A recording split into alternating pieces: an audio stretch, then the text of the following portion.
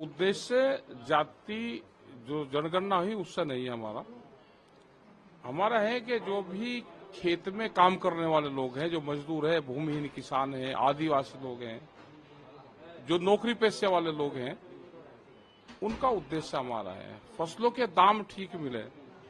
क्या जाति गणना से, जनगणना से जो बिहार का किसान का धान सस्ते रेट में लुटा जा रहा, किसी जाति पे ज्यादा पैसे देता है क्या व्यापारी? वो सबका एक ही रेट मिलेगा। और जब धान बोरी में गल जाता है ना उसका पता रहता है किसके खेत में पैदा हुआ। हमारा उद्देश्य जाति से नहीं, हमारा उद्देश्य फसलों के रेट से है। बिहार में आप हैं, बिहार में आपका आगे का कार्यक्रम क्या रहेगा? आगे 4 दिन हम रहेंगे। बेटा में हम जाएंगे, रोहतास जाएंगे, ये कई जगह प्रोग्राम हमारे हैं। कहीं भूमि अधिग्रहण के इशू हैं, कहीं फसलों के दाम के इशू हैं, कहीं आंदोलन जहां चल रहे हैं वे हमारे इशू रहेंगे। हम जाएंगे। कुछ जगह जमीन अधिग्रहण कर रहे हैं वे उद्योगों के नाम पे, और 20-20 साल पहले उनकी प्रोजेक्ट रिपोर्ट उनकी बनी होगी और कह रहे कि आज उसी रेट का पैसा देंगे।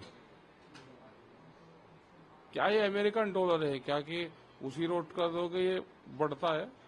इंडियन करेंसी है। जैसे बाजार भाव बढ़ा, आज उनको जमीन जिसको चाहिए, आज का भाव, आज की जमीन तो आज का भाव। अगर उनको विकास करना है तो किसानों से बैठ के बातचीत करें। नया भूमि अधिग्रहण एक्ट देश में है, उसके तहत जमीन को आप ले। नीतीश जी, लालू जी से क्या मुलाकात होगी आपकी? अभी देखेंगे, प्रोग्राम बनाएंगे। हमारे सब साथी यहाँ पे हैं, तो इनका क्या प्रोग्राम है, किस किस टाइम का रहेगा। 3 राज्यों में चुनाव है, क्या असर पड़ेगा 3 राज्यों में इस चुनाव जो होने वाला है? विपक्ष अगर डर गया तो हारेगा, और अगर सामना कर गया तो जीतेगा। डरा हुआ विपक्ष देश में तानाशाहों को पैदा करेगा। अगर ये विपक्ष 2024 में ये हार गया तो बहुत सी पार्टियां टूट के संघर्ष नहीं करेगी, वो सरेंडर करेंगी। 2 ही देश में इशू रहेंगे अब हर आदमी के साथ में। जो पॉलिटिकल पार्टी वाले होंगे, या तो उनको समर्पण करना पड़ेगा, सरेंडर करना पड़ेगा, और या संघर्ष करना पड़ेगा। इसमें से एक को चुनना पड़ेगा। सरेंडर होगा तो दिल्ली दरबार में होगा इनका, और संघर्ष होगा तो सड़कों पर होगा, खेत में होगा। इस देश के किस जान आंदोलन से बचेगी, और उसका बड़ा हथियार रहेगा ट्रैक्टर।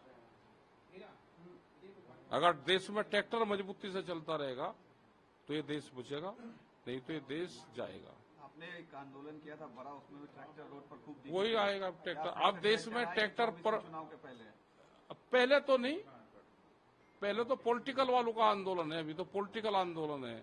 इनका पॉलिटिकल आंदोलन है इलेक्शन का। अगर ये उससे भाग गए तो फिर नॉन पॉलिटिकल आंदोलन चलेगा देश में। मोदी दोबारा से आएंगे, क्या लगता है आपको?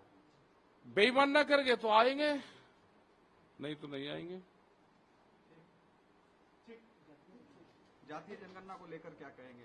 क्या ये असर देगा 2024 के चुनाव में? क्या पता क्या रहेगा जातीय जनगणना का? कहाँ उड़ जाओ, हमारे कहने से उससे क्या जातीय जनगणना है। और जिसकी जितनी जाति उसको उतना वोट वो दे दो सीट।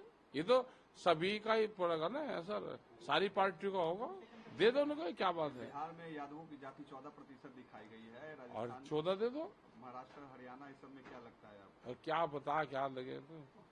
अब कोई जाति किसी के साथ है क्या?